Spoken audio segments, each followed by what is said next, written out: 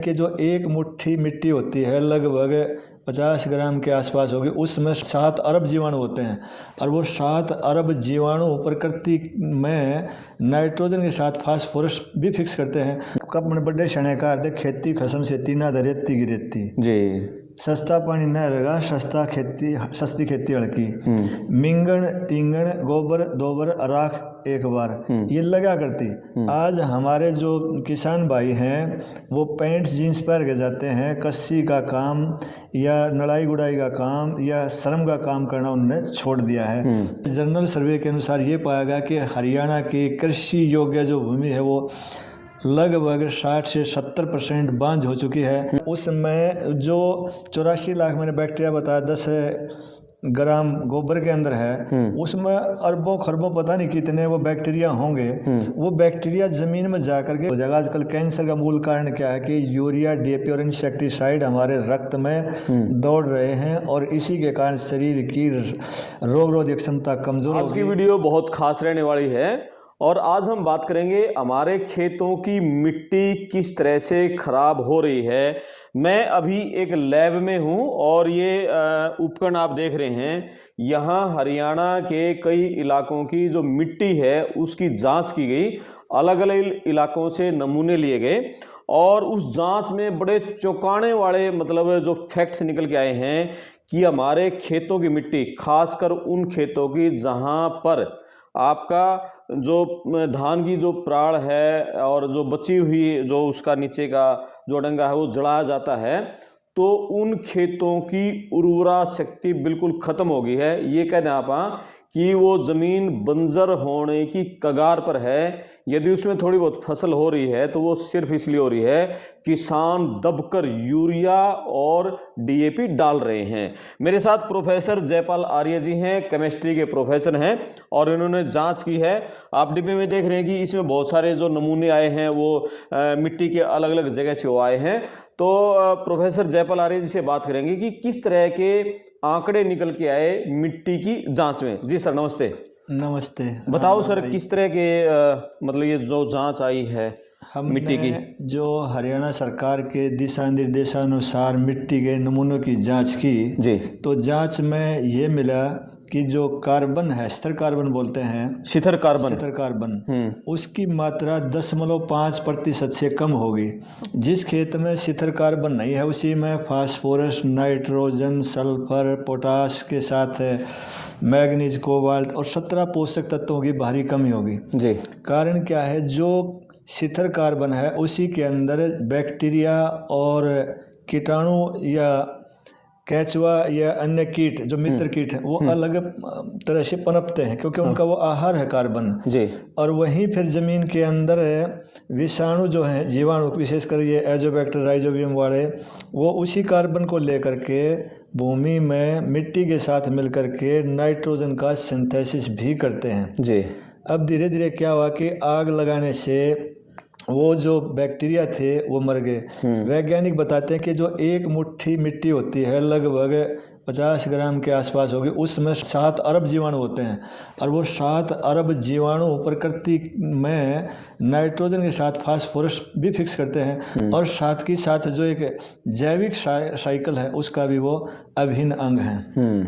साथ ही साथ जो यूरिया और जो डीएपी डाला गया है उससे ज़मीन की उर्वरा शक्ति एक बार तो बढ़ जाएगी केवल उसकी, लेकिन उसमें जो अन्य पोषक तत्व हैं वो न होने के कारण ज़मीन में उनके अभाव के लिए अतिरिक्त उन रसायनों के डालते हैं। रसायन डालने से भूमि की जो टेक्सचर है, संरचना है, वो अक्षारीय हो रही है जी। और अगर यही विधि चलती रही तो ज़मीन हमारी एक दिन बांझ हो जाएगी।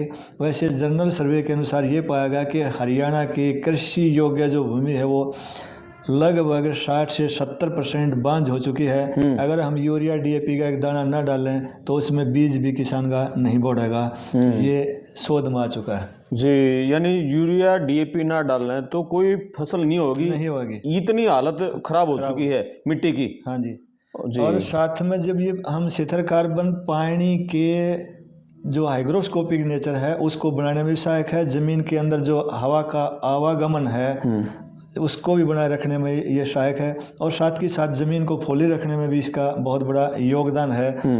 और कार्बन के साथ ही नाइट्रोजन मिलती है, और जो नाइट्रोजन उसी के साथ फास्फोरस जो रिएक्शन करके मिट्टी में से आएगी वो ज़मीन में मिलती रहती है। ये तीनों के तीनों जो है ना जैविक परंपरा के आधार पर अपने आप स्वतः बनते रहते हैं, इसमें एक्स्ट्रा देने की कोई आवश्यकता नहीं है। अगर किसान अपने फसल अवशेषों को मिट्टी में मिला दे, गोबर को सीधा डायरेक्ट खेत में डाल दे, और खेत में भी 24 से 72 घंटे में हम खाद बना सकते हैं। उसके लिए यह है कि जहाँ पर आपका खेत है वहाँ पर एक 10 बाई 3 का खड्डा बनाएं, उसमें गोबर डाल दें, और गोबर डाल करके उसमें पानी डालें। पानी को सड़ने नहीं देना है, क्योंकि गर्म होते मीथेन गैस निकल जाएगी, और उसके अंदर जो जीवाणु हैं, विशेषकर गाय का जो गोबर है, गोवर्धन है, उसमें यह बताया गया है कि 10 ग्राम गोबर में 84 लाख बैक्टीरिया होते हैं, और यही बैक्टीरिया उस गोबर को तोड़ करके मिट्टी में मिलाने में सहायक है, क्योंकि गोबर में सेलुलोज भी है, उसके अंदर और भी है वो कार्बनिक पदार्थ, तो तोड़ता है वो।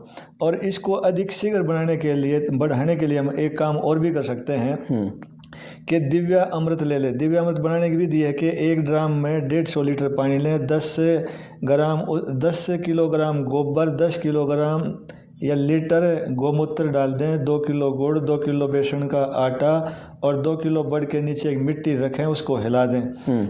सर्दियों में वो 15 दिन में तैयार होता है, और गर्मियों में वो 7 दिन में तैयार होता है। उसको हिलाते रहना है और छाम रखना है, उसको हिलाते रह। एक तो भी दिया है, एक डायरेक्ट भी हम कर सकते हैं। मान लीजिए 50 किलो का ड्राम ले लिया, उसके अंदर 10 किलो गोबर डाल दिया, 10 किलो हमने गोमूत्र डाल दिया, 1 किलो गुड़ डाल दिया, 1 किलो बेसन किसी भी दाल का डाल देंगे, और उसको हिलाए जाएंगे। और हिलाने के बाद वो 5-7 दिन में, मतलब गर्मियों में और सर्दियों में 10 से 15 दिन में तैयार हो जाएगा। उसको सीधा हम, जो ये 15-20 लीटर का घोल तैयार हो जाएगा, उसको सीधा खेत में पानी के माध्यम से भी दे सकते हैं, 200 लीटर पानी मिला करके। और उसको अगर हम 21 दिन बाद देते रहेंगे तो यूरिया DAP की आवश्यकता नहीं है। और जो पहले वाली विधि है, उसमें ये जो दिव्या अमृत हमने बनाया था 200 लीटर में, उसका 1 बाल्टी भर के उसमें डाल दें, वो इतने बैक्टीरिया आ जाएंगे, जो गोबर है उसको पानी में घोल कर ना उसकी सलरी बन जाएगी, वो टूट जाएगा, और जब खेत में जाएगा तो वहाँ पर इतने बैक्टीरिया हो जाएंगे, ज़मीन के अंदर नाइट्रोजन, फास्फोरस और अन्य जो पोषक तत्व अपने ही विधि से उसमें बनते रहेंगे।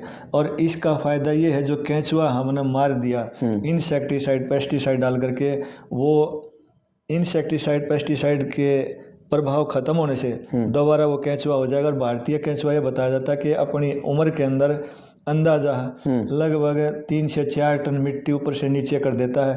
जो नीचे से मिट्टी आती है उसमें वो सूक्ष्म और जो अधिक मात्रा में पोषक तत्व, वो सारे के सारे मिलते रहे हैं। और साथ में ये भी है कि उसमें हम अगर इंसेक्टिसाइड, पेस्टिसाइड न डालेंगे, प्राकृतिक विधि से एक दवाई भी बनती है।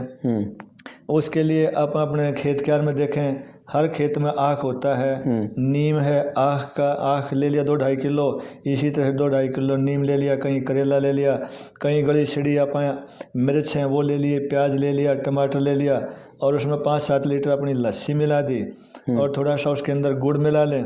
गुड़ मिला करके उसको वो थोड़ा सा उबाल दें। उबालने के बाद उसको छानने के बाद उसने 1 से 2 लीटर ले लिया, 5 से अपना खुद का है, 5 से 7 लीटर मिला देगा, वो दवाई औषधि का काम भी करेगी, और वो ज़मीन की उर्वरा शक्ति बढ़ाने में भी काम करेगी। अर्थात किसान ने ना तो यूरिया देना पड़ा, ना DAP, ना इंसेक्टिसाइड, ना पेस्टिसाइड। और इसका ये भी फायदा है कि जिस खेत में फसल अवशेष मिट्टी में मिलाए जाते हैं, गोबर गिरा जाता है, तो उसमें जुताई भी कम करनी पड़ती है, बहाई भी कम करनी पड़ती है, और पानी भी उसमें, अगर आपने DAP यूरिया वाला लोगे तो उसमें 5 से 6 पानी की वो सिंचाई करनी पड़ेगी। लेकिन अगर हम ये प्राकृतिक विधि से करें तो मात्र 2 या 3 पानी में ही हमारी बम्पर खेती होगी।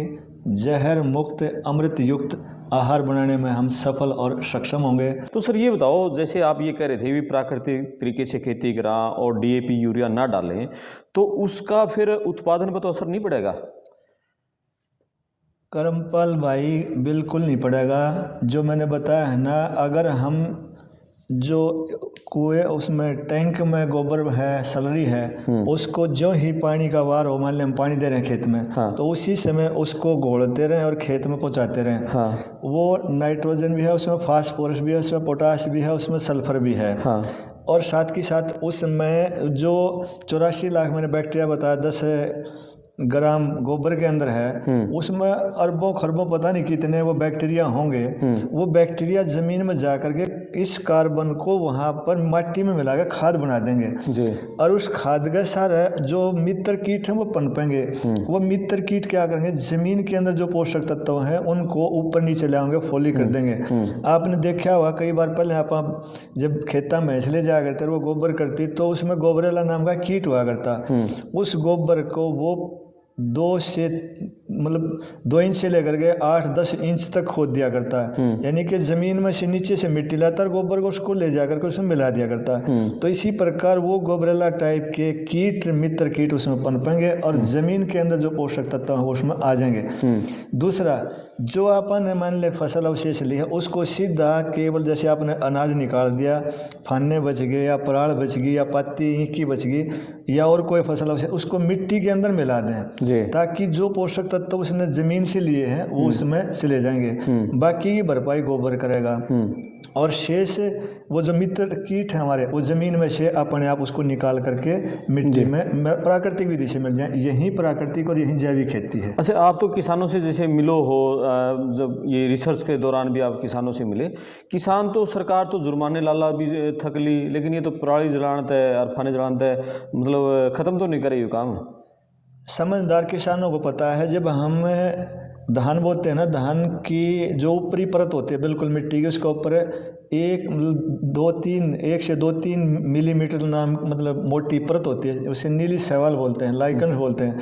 उसमें नाइट्रोजन फिक्सेशन करने की अक्षमता है, वहीं ज़मीन के अंदर कार्बन को भी बनाती है और वहीं जीवाणु उसमें फास्फोरस भी मिट्टी में से क्रिया करके फास्फोरस समायोजित कर लेते हैं। तो जमींदार ने थोड़ा सोचना पड़ेगा, भाई मैं यूँ पाप करने लग रहा हूँ, एक तो ज़मीन खराब कर दी, दूसरी जीव हत्या भी हो रही है, क्योंकि जो शैवाल हो मित्र है और वो प्राकृतिक विधि है और जो जीवाणु मर रहे वो भी प्राकृतिक हैं, कीट पतंग मर रहे वो भी प्राकृतिक हैं। ये केवल हवा उसको भूमि को ही नहीं खराब कर रहे हैं बल्कि नीचे जो पानी है वो भी खराब हो रहा है और पानी खराब हो रहा है तो आग लगाने से हवा भी खराब हो रही है और जब तीनों चीज़ खराब हो जाए, पंच महातत्वों में से जो शरीर है वो रोगाणुओं से ग्रस्त हो जाएगा। आजकल कैंसर का मूल कारण क्या है कि यूरिया, डीएपी और इंसेक्टिसाइड हमारे रक्त में दौड़ रहे हैं और इसी के कारण शरीर की रोग रोधक क्षमता कमज़ोर होगी। कमज़ोर होने के कारण थोड़ी सी बीमारी आती है, अपना घर बना करके उसको ख़त्म कर देती है। औसत आयु भी हमारी घट चुकी है। पर्यावरण प्रदूषण के कारण दिल्ली के आसपास के एरिया में 10 से 12 साल घट गई है। मध्य भारत के अंदर वो 8 से 5 के बीच में जाली है और जो दक्षिण भारत है उसमें 3 से 5 वर्ष के आसपास औसत आयु भारत में घट रही है। यानी हरियाणा में तो ज़्यादा घटी है, दिल्ली के नज़दीक। हाँ, क्योंकि प्रदूषित हवा है, इसमें कार्बन मोनोऑक्साइड भी, इसमें सल्फर डाइऑक्साइड भी, नाइट्रिक ऑक्साइड भी है, क्लोरेट भी है, क्योंकि ये जो दवाई है इंसेक्टिसाइड इनके अंदर ये कंटेंट होते हैं और ये शरीर के अंदर हीमोग्लोबिन के साथ मिलकर परमानेंट बॉन्ड बना देते हैं। ऑक्सीजन कैरिंग कैपेसिटी कम हो जाएगी और साथ के साथ उसमें वो उसके साथ बॉन्डिंग बन जाएगी तो कहीं ना कहीं एबनॉर्मल ग्रोथ, वो रक्त में होगी तो लेukemia बन जाएगा और ट्यूमर बन गया तो वो ट्यूमर बन जाएगा, गांठ बन जाएगी। जी बिल्कुल, आपने सही कहा। और प्रोफेसर साहब हैं केमिस्ट्री के प्रोफेसर जयपाल आर्य जी, आंखें खोलने वाली बातें कही हैं और मुझे लग रहा है कि हरियाणा नहीं पूरे देश भर के किसानों को प्रोफेसर साहब की बातों पर अमल करते हुए भाई डीएपी और यूरिया से अपना पिंड छुटा लो, आपका खर्चा बचेगा, आपकी ज़मीन सुधरेगी, आपकी सेहत सुधरेगी। जो बीमारियां पहले गांव में होती है, शहरों में होती थी, वो सारी बीमारी आज गांव के लोगों को हो रही है। पहले ये कहते थे कि हमारे गांव के जो लोग हैं वो बिल्कुल सेहतमंद रहते हैं, स्वस्थ रहते हैं, गांव की ताज़ा हवा है, लेकिन गांव की हवा भी अब प्रदूषित हो चुकी है। सर, इसमें कर्मपाल जी जो समस्या रही है, अपने बड़े शणेकार दे खेती खसम से ना रेती की रेती जी, सस्ता पानी न रहेगा, सस्ती खेती हड़की, मिंगण तींगण गोबर दोबर राख एक बार, ये लगा करती। आज हमारे जो किसान भाई हैं वो पैंट जीन्स पहन के जाते हैं, कस्सी का काम या नड़ाई गुड़ाई का काम या श्रम का काम करना उन्होंने छोड़ दिया है। इस करके मशीनों के सहारा करना चाहे हैं या मजदूरी का सहारा करना चाहे हैं, उम्मीद ज़्यादा रखे कि हमारे पास ज़्यादा जो है ना धन दौलत हो, उसके लिए श्रमदान करना पड़ता है। प्रकृति और संस्कृति और धरती को अपनी माँ मानना पड़ता है। माँ के साथ ममता दिखाएंगे, दया दिखाएंगे, तभी हमारा उत्थान और उन्नयन होगा। आज किसान ने आग लगा करके केवल अपना ही विनाश नहीं किया, बल्कि साथ के साथ और जीव जंतुओं का भी खत्म कर दिया है। बहुत सारी जो प्रजातियां थी पेड़ पौधों की वो खत्म हो गई, आग लगती है, आपने देखा होगा रोड के सारा जो वनस्पति है वो खत्म कर दी, राउंड अप मारे गए। खेतों में जो कोंदरा, चौलाई, सरवाई, पुआड़, कागा रोटी या बहुत सारे और जड़ी बूटियाँ आ करती, वो सब की सब खत्म कर दी। पहले बीमार क्यों नहीं हुआ करते कि थोड़ा बहुत अनाज में किसी ने चारे के माध्यम से या दूध के माध्यम से या घी के माध्यम से वो हमारे शरीर में जाया करते। आज केवल थोड़ा बहुत ये चावल खा रहे हैं या गेहूँ खा रहे हैं। मिश्रित खेती दाल की थी या और अन्य खेती वो करनी बंद कर दी। पहले अपने बड़े शाने जो आया करते वो एक बार गेहूँ बो दिया तो अगले बार उसमें चने बोया करते या सरसों बोया करते या मिक्स बो दिया करते, मेथी ईख बो दिया करते। तो उससे ज़मीन के अंदर पोषक तत्व और एक साइकिल बना रहा करता। अब वो साइकिल गया टूट, और साइकिल टूटने से ज़मीन की भी एक लिमिट है, हद है कि कितनी बार वो उसको पोषक तत्व दे करके फसल को उठाती रहेगी। तो जितना डालेंगे उतना ही निकालेंगे। डालते कुछ है नहीं, निकालना बहुत कुछ चाहे हैं, लेना चाहे दे कुछ नहीं रहे। तो उसके लिए सबसे पहले श्रमदान करना पड़ेगा। श्रमदान से पहले अपने आप को तैयार करना पड़ेगा, मैं किसान हूँ, कसाई नहीं हूँ, तभी हम अपना और समाज का उद्धार उपकार कर सकते हैं। बिल्कुल। और प्रोफेसर साहब ने दो बातें बहुत गजब कही हैं कि भी धरती के प्रति ममता दिखानी पड़ेगी। धरती हमारी माँ है, उसके प्रति ममता दिखाओगे तो उस धरती में तो कुछ ले लोगे, और यदि उस धरती में आग लगाओगे फान्या में पराली में कुछ, फिर आप कुछ नहीं ले सकते। आपको किसान बनना है, कसाई नहीं बनना। धरती के प्रति, धरती माँ के प्रति ममता दिखानी है, तभी इस देश के किसान का भला हो सकता है।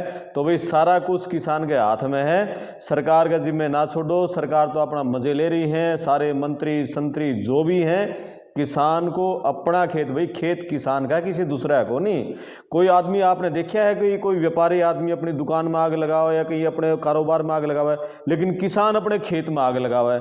मतलब ये तो सर मतलब हजब नहीं है। एक किसान ऐसा है कि जो अपने खेत में आग लगा हुआ है। कोई आदमी नहीं देखा होगा कि जो भाई किसान का यूँ कारोबार है, उसका दुकान है, व्यापार है, बिजनेस है, सब कुछ उसका खेत है, और खेत में वो आग लगा हुआ है। कोई आदमी नहीं होगा दुनिया में होगा कोई भी जो उसका धंधा है, उस धंधे में वो आग लगाता होगा।